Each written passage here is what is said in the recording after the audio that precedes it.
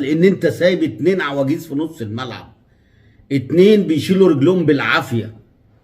قول لي عبد الله السعيد يلعب للدقيقه 84 ولا 83 ليه؟ اديني سبب.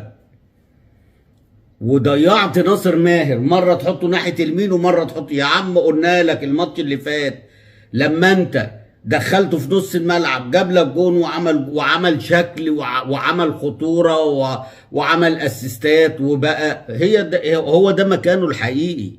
انما انت عشان تلعب عبد الله السعيد مطرف بتلعبه الشوط الاولاني ناحيه اليمين دي يا راجل. طب انت اول بدايه الشوط الثاني طلع واحد من الاثنين وكنت خليت الدباغ ده ناحيه الرايت ونزلت ناصر منسي يا عم، واخد بالك، وشديت واحد من اللي هم اصلا عواجيز في نص الملعب ودخلت ناصر ماهر جوه في نص، والله كنت كسبت.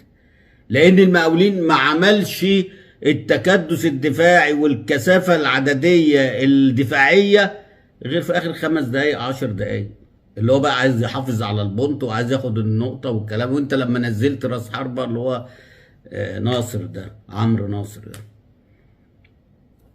فمش عارف يعني. انت النهارده سبب من اسباب ضيعان 2 بونت بسهوله، ودولت هيأثروا. بدل ما كنت تاخد النهارده 6 بونت، النهارده 4 بونت، ودخلت بقى انت كده في الايه، في الحنبوكه. ايه الحنبوكه دي؟ اللي هي بقى ايه؟ الفرق اللي هي هتبقى في التحت. واحنا ما صدقنا ان انت كسبت الماتش اللي فات وربنا اداك من واسع. يعني انا كان عندي تتعادل الماتش اللي فات وتكسب النهارده، على الاقل الماتش اللي فات شكلها حلوه اما تتعادل مع سيراميكا، فانت كسبت. فانا ما اعرفش النهارده مصمم، لولا ان دونجا اتصاب ما كنتش هتطلعه، لولا ان عبد الله السعيد يعني كل كره مقطوعه واقرا على الشاشه يقول لك عبد الله السعيد جاله 66 كوره، البساط الصحيحه والمظبوطه والمعرفش ايه 65. الله، ده مش عارف يوقف الكوره يا جدعان الشوط الاولاني هو ولا دونجا. ايه الاحصائيات دي؟ هو عشان يمسك كوره ويلعبها اللي جنبه يبقى ده باص صحيح؟ ولا الباص الصحيح اللي هو بيعمل لك كرة طويلة، بيعمل لك اسيست، بيعمل لك تغيير ملعب من اليمين للشمال عشان الراجل يعمل كروس؟